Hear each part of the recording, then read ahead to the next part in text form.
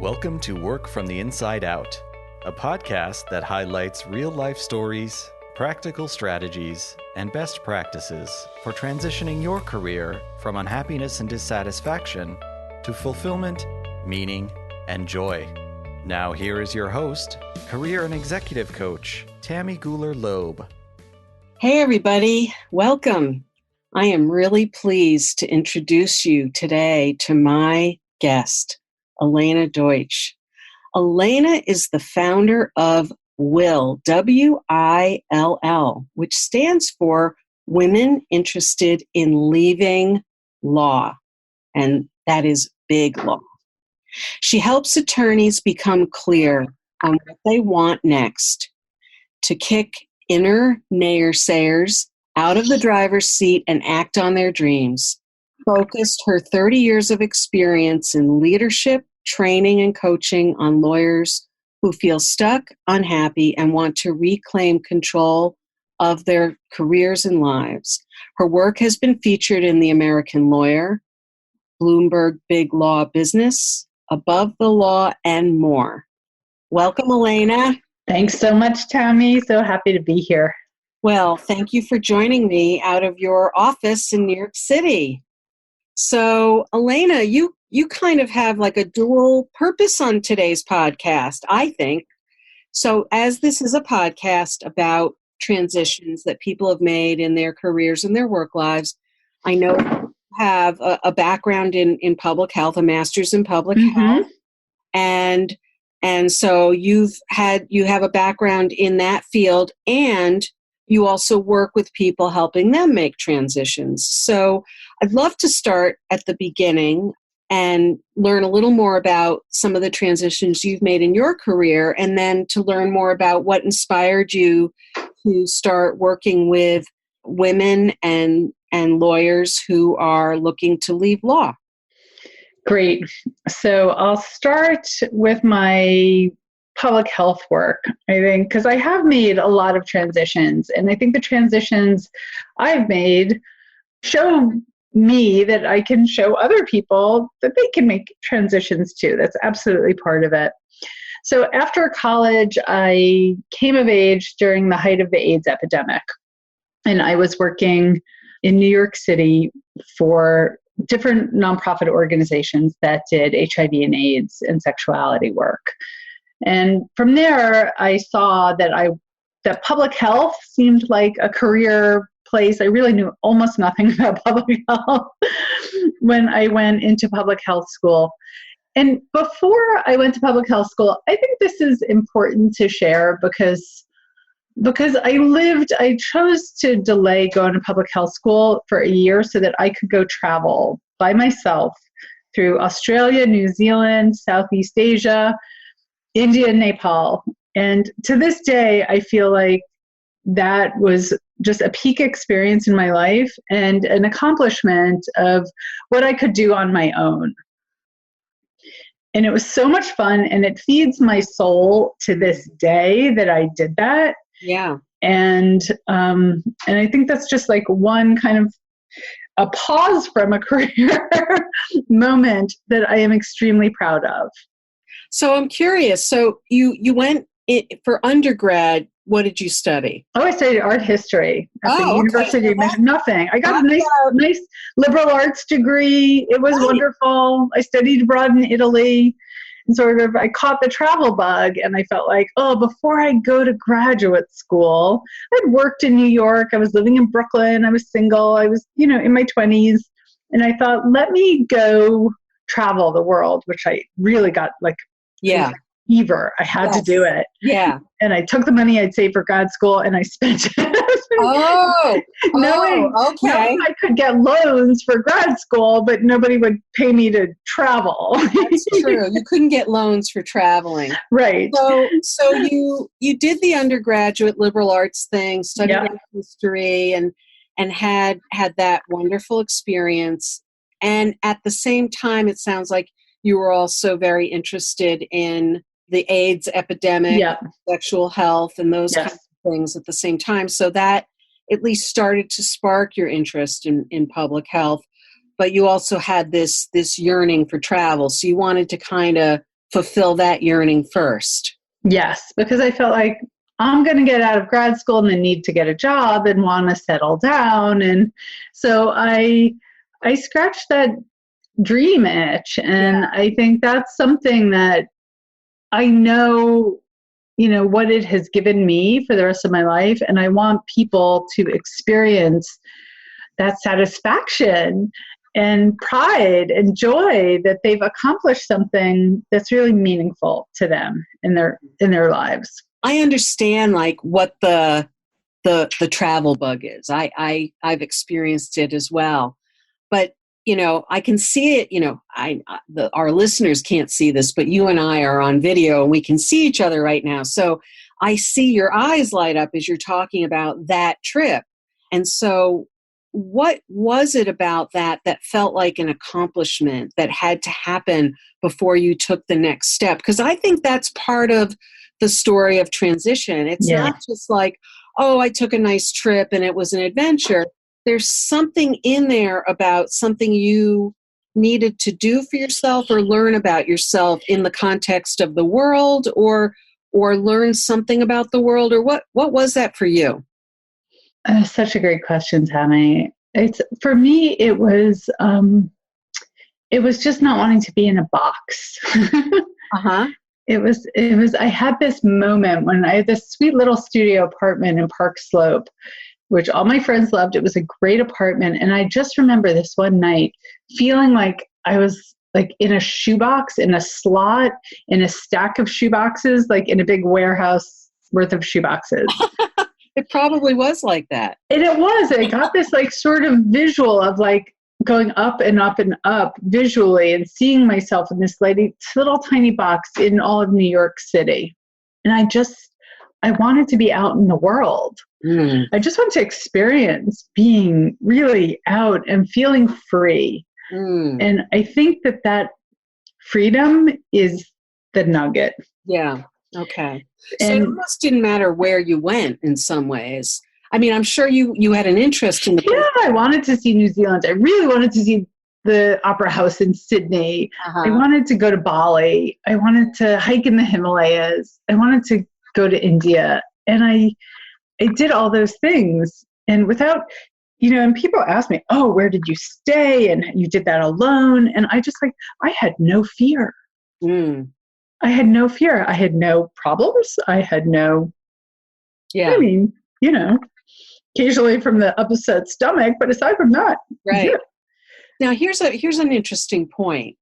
So you had this, let's say, I mean, you had already spent time in Italy, so you knew what it was like to live in another country or, exist in another culture, right? Yes. But there was still, you're in your 20s, you had this idealized view of freedom and travel and all that. And yet it sounds like what your expectations were was what actually happened.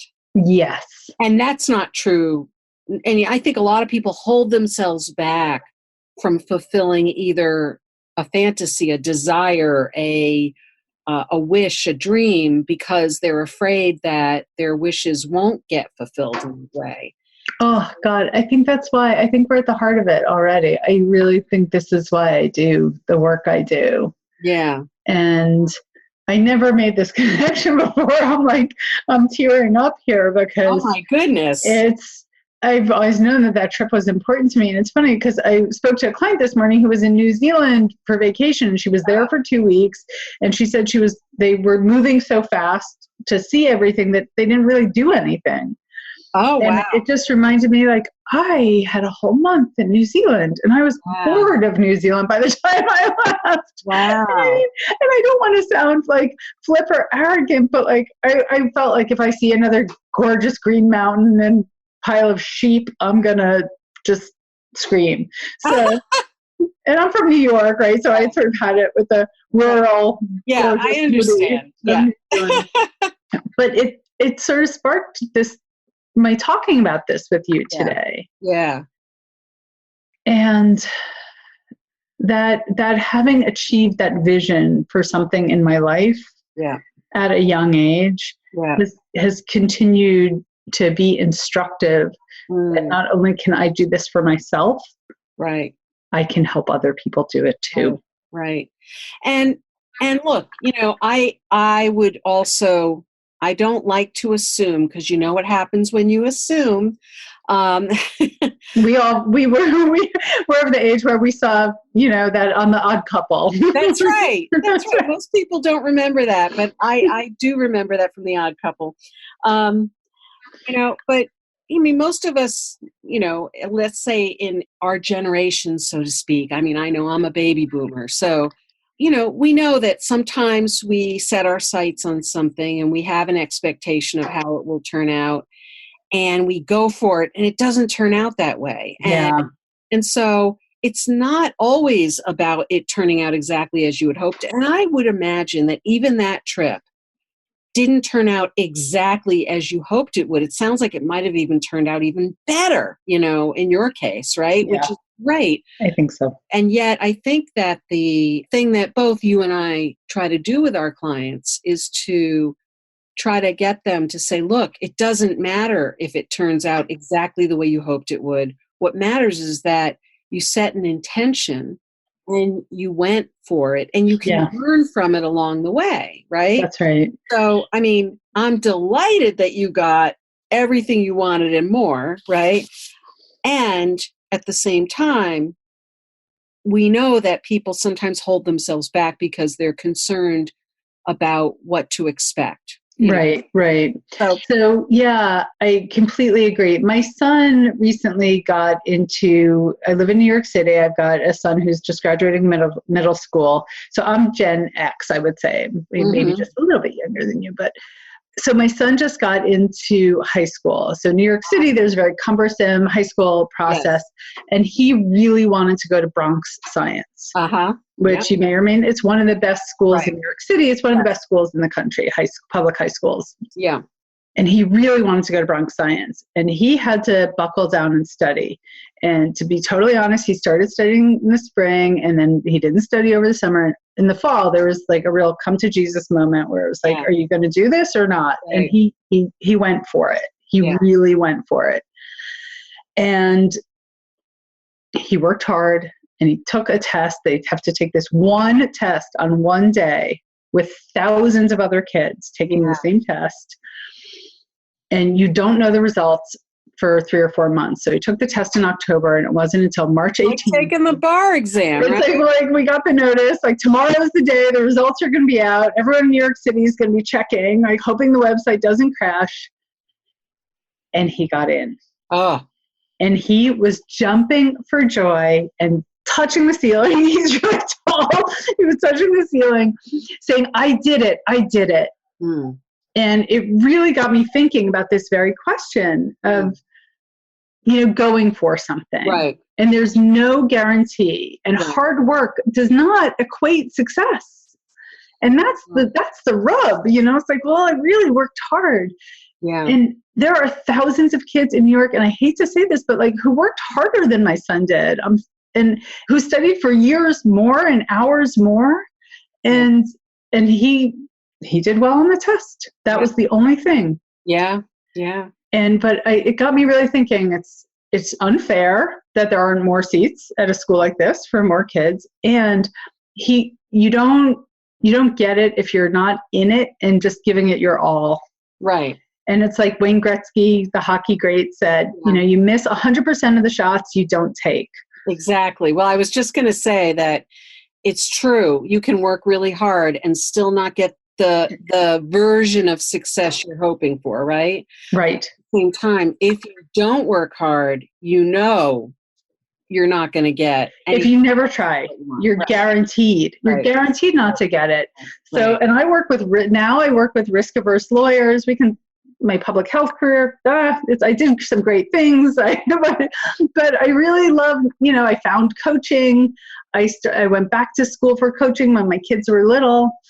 And let's talk for a minute, though. I do want to talk for a minute about your public health career. Sure. And then what within you, because this is work from the inside out. So what within you got you to think about switching gears from public health, it sounds like into coaching. So I am curious, and how long were you in the public health arena? Yeah, so I was in public health from the late 90s for about 15 years. Okay, that's until the early 2000s. Yeah. So I graduated public health school in 1996. And I worked in family planning and training. I've always done training and learning and development. Like since I was in college as a peer educator, that's always been the central, just it comes so easily to me. I love it. So I ended up at this great nonprofit in New York City, leading their tobacco prevention efforts. And I was training advocates from across New York State on all sorts of, engaging community leaders in media and all sorts of things. And I started going back to coaching school then when my kids were little. And I just felt like I was home when I found coaching. What made you decide, though, to even go to coaching school? So I had heard about coaching right after I graduated public health school. And I met these two coaches. I was living in Northampton, Massachusetts, Western Mass, down the road from you. Yeah. And I met these two people. I was doing some consulting work, and I met these people who were coaches and consultants. And I first heard, I was like, ooh, coaching. And I remember having a call with someone. It must have been like 20 years ago, like 1997 or 98. Oh, so shortly after you got your master's. Yeah, and I just felt like I can't invest in another academic kind of training program right now. Let me do the public health. But a seed was planted. Yeah. And then when my kids were little, so it was probably like 2007, I went back to NYU. I was living in New York, and I kept looking at the NYU course catalog for professional continuing studies, and I'd look at the coach thing and it wasn't quite right. And then finally I said, let me just take a class. Yeah. And this is a strategy I share with clients now. It's like, flip through a catalog like that online. What just sparks your interest? Just notice that. Yeah. And then, what would you really want to take a class in? Right. I love that. I know like one of the typical questions I've seen in some of the coaching guides is, you ask somebody, so if you go into a bookstore, if we remember bookstores, right? What section do you go to? Or if you pick up the newspaper, what section do you usually read? But I love that, that idea of, if you look through a course catalog, what courses intrigue you? So it sounds like the mindset around coaching was sort of planted shortly after you got your master's. And were you thinking at the time, though, once you decided to go and get some coaching training, were you thinking that you wanted something different from public health, or were you thinking that this might be kind of an addition or an augmentation of what you were doing? Because I think of things like training and development as being very parallel in some regard to coaching. I know I do training and development myself, so I know that there can be parallels in terms of helping people develop and things like that. Yeah. So, the coach training started infusing my group training work in a powerful way. I felt like they were very synergistically connected.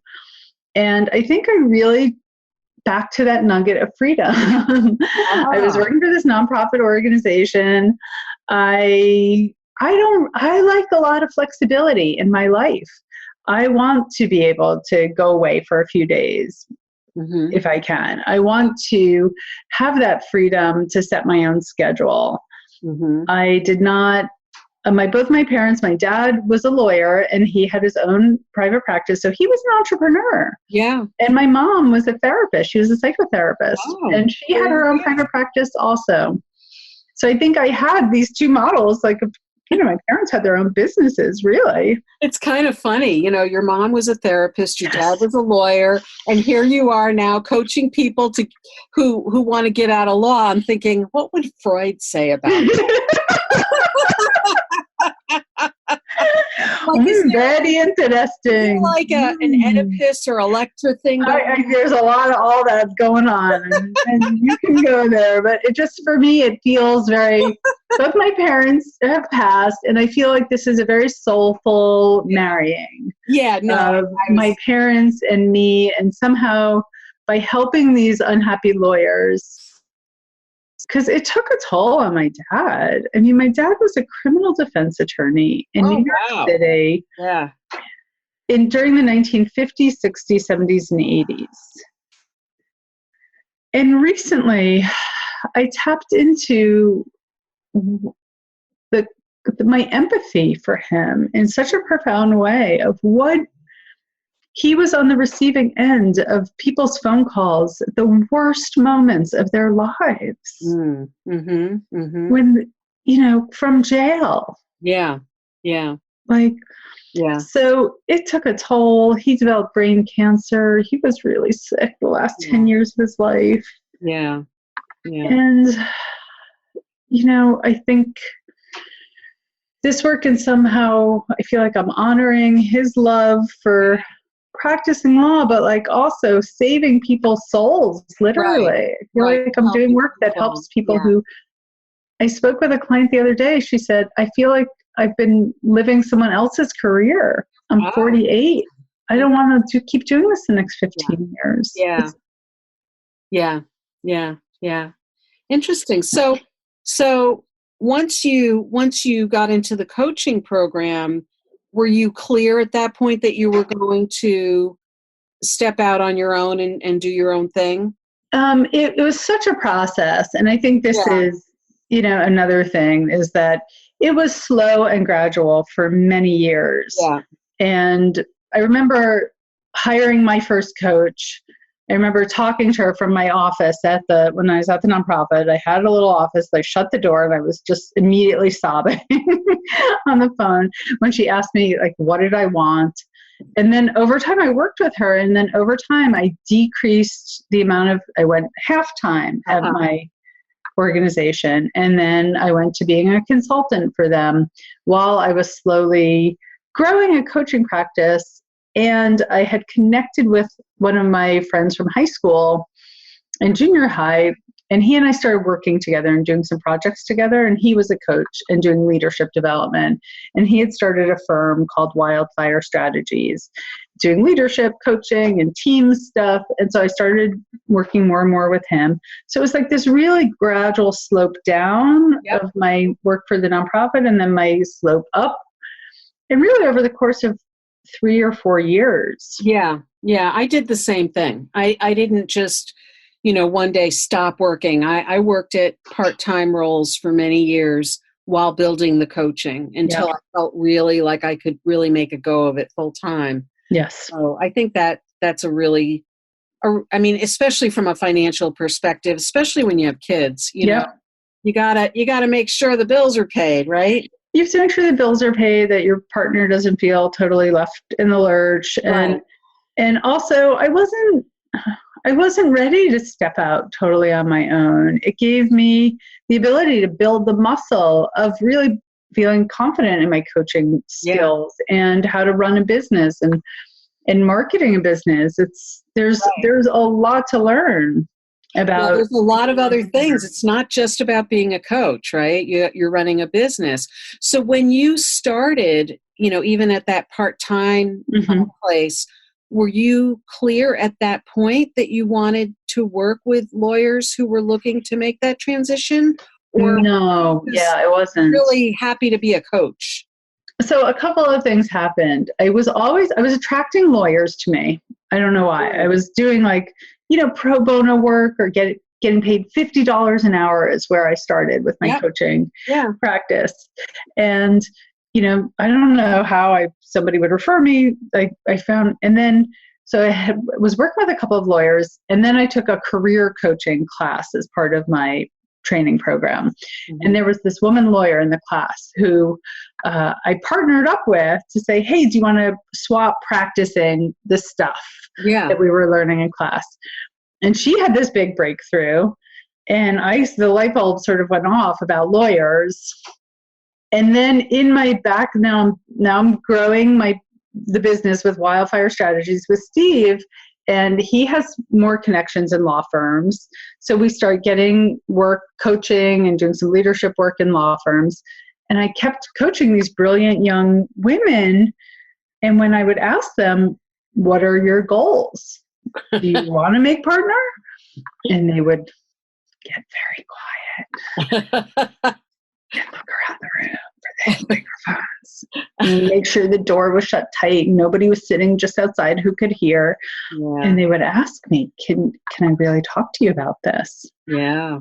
And I would say yes. And if we needed to clarify the terms of the engagement, we would. But I would guarantee them my confidentiality and that the firm, it's in the best interest of the firm to have people who want to be there. Yeah.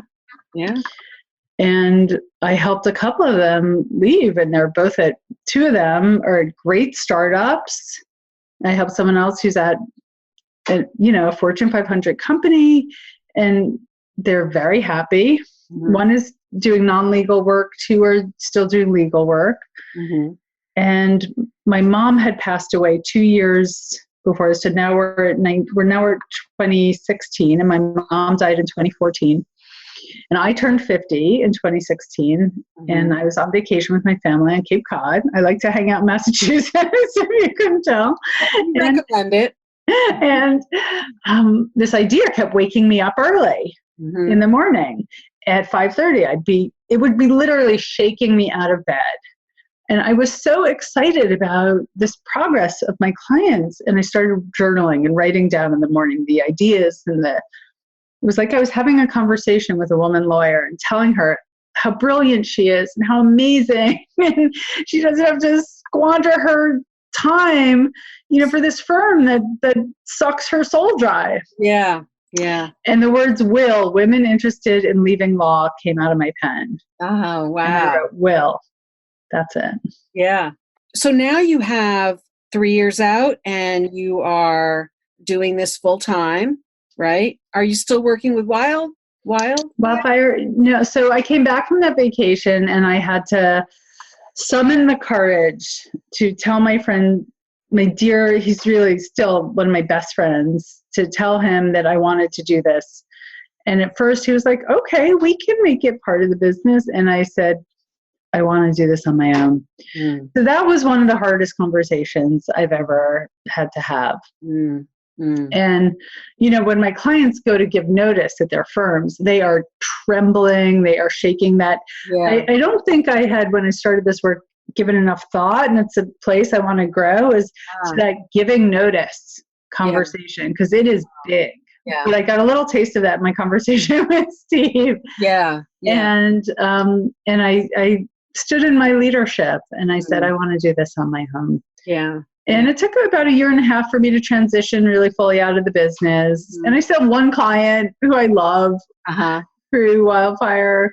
And Steve I think my leaving also liberated him to really grow the business in the way he wants. And he's thriving. Oh, good.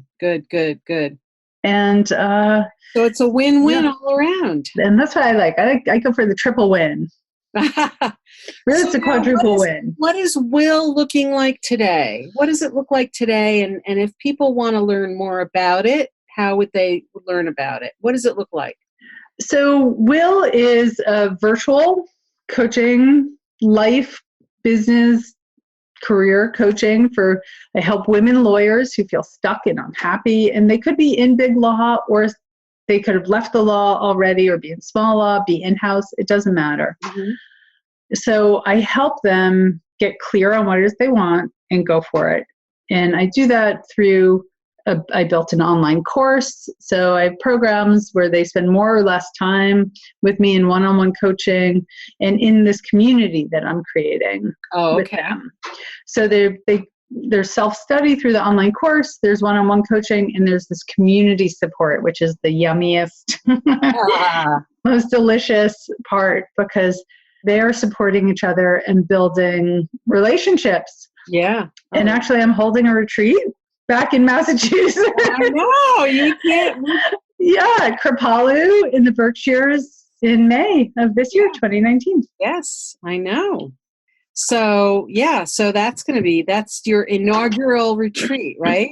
Yes, my inaugural retreat. And already coming out of that, pretty clear I'm going to be offering a mastermind group that comes out of that, of people who've been through my program and want to continue. There's a number of options for people to work with you. It could be through an online course. It could be one-on-one coaching. It could be a little bit of each. There's a mastermind group coming up that people might be interested in. And so when people work with you, they usually come to you before they've left law. Is that right? It really varies. There are some women in their 50s who've already left. Okay. And, their kids are older and they really want the next 15, 20 years of their professional life to be very satisfying and meaningful and to do that thing they've put off doing. Mm-hmm. Mm-hmm. And then there are people in their 20s who are still really in that, really more like 30s, I would say, early mid-30s, who they've done this. They know they don't want to make partner. They know they don't want to stay. And they want to figure out what else. Yeah. So you really work with people to help them not just make that initial transition or departure, but really help them figure out what's next and then help them to get there. So the law piece of it, or that background, is really only one piece of what you do.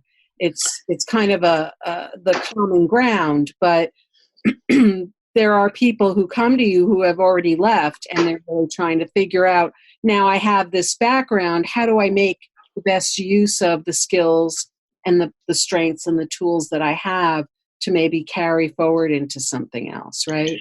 Yes. And I think what people really share is that they are lawyers. They have been trained as lawyers. They have put time in, often in big law, or just the grind of being a lawyer. And it's become such an integral part of their identity that creating a service, when they find my service, they're like, oh, there's something just for me. Yeah. They feel very seen and taken care of. And that's very intentional on my part. And because some of the unique challenges and experiences that they've been through, it's like they've been through a war together, even if they were in different battalions and units. Right. So they share that. And, it's not what I do with people. It's not really job searching. I've got resume services and LinkedIn services, but it's really from the inside out. Right. You're really helping them recreate or reinvent themselves in many ways. And give themselves permission to put those inner critics and those inner and outer naysayers and critics in the back seat. And they're not taking directions from them anymore. They're taking directions from their true desire or the freedom they want and the meaning they want and the purpose. Yeah. Wow. Well, that sounds great. Hopefully we'll have some female lawyers getting ready to go into recovery who will be listening to this. What is the best way for them to reach you? Can I just close kind of with a quick story of like a success story? Of course, absolutely. And then I'll share how people can reach me. So this 8th-year associate came to me from San Francisco last year. On our first conversation, one of the things she said is, I will make partner this year if I stay, and I don't want to. I really want to figure this out, and I really want to sanction some time and energy for it. So we got to working together, and one of the things she said in that first conversation was she loves camping, and she wants to hike the Pacific Coast Trail. She's getting close to 40. She wants to do that when she turns 40. Wow. And I think this ties back, right, to my going out into the world and having that freedom. Mm-hmm. And we worked together. She started with a 3-month package and then kept continuing. And so we started last spring, but in the fall, she decided for sure to leave her firm. And then in the winter, she gave notice. And she has since also started a side hustle business where she has an Airstream trailer that she rents out. And she has started her own law firm and is also building a whole vision around a camping business. Wow. Camping in the outdoors. And hiking that Pacific Coast Trail is very much on her path. Wow. Sort of taking a little page out of Cheryl Strayed's book. Yes, exactly. Right? Exactly. I know. Oh, that's really cool. Yeah. So I think the best place for people to find me is on my website, which is womeninterestedinleavinglaw.com. Okay. Or on LinkedIn, Elena Deutsch. Just find me on LinkedIn. Happy to connect. Good. And have a conversation. Wonderful. Well, Elena, thank you so much for sharing all of your adventures with me today. It was really fun.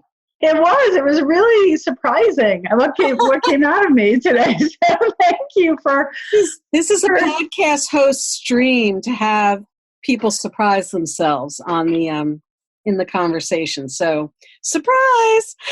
Well done, Tammy. Well done. Well, thanks again. My pleasure. Thank you. I hope you enjoyed my interview with Elena Deutsch. It was so interesting to speak with her and learn about the various pathways her professional and personal journey have taken her. What is your key takeaway from our conversation? Is there something you'll put into action this week that you'll benefit from for years to come? Share what resonated with you in the show notes at workfromtheinsideout.com. Look for episode 028. That's also where you'll find all the links and resources from today's podcast. Are you thinking about what's next for you? Ready to consider your options or begin a process of exploration to get the clarity, energy, and plans you need to move forward? I am piloting a small group for 4 to 6 professional women who are curious, willing, and ready to engage in a 3-month program that offers the information, inspiration, and support you need to get where you are going next. Cohorts are beginning in September 2019. By the completion of the group, you will be refreshed and ready to take on new endeavors. Are you interested? Do you have questions? Please contact me through my website or via email, and we will schedule a conversation to explore the possibilities. And if you enjoyed this episode with Elena, please share it with your friends and colleagues, and don't forget to subscribe so you don't miss next week's show. Remember, subscribing is always free. Are you enjoying the podcast? I'd love to read your review on Apple Podcasts. It's easy to find my page at tammygoolerloeb.com/Apple. Thanks so much for listening. And remember, it's never too late or too impossible to increase your sense of fulfillment and satisfaction in your work and other meaningful activities. Let me know how it's going for you. And who knows, maybe you'll be my next interview on this podcast. Bye for now.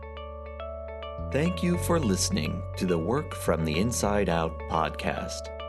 For more information, you can find us at www.workfromtheinsideout.com.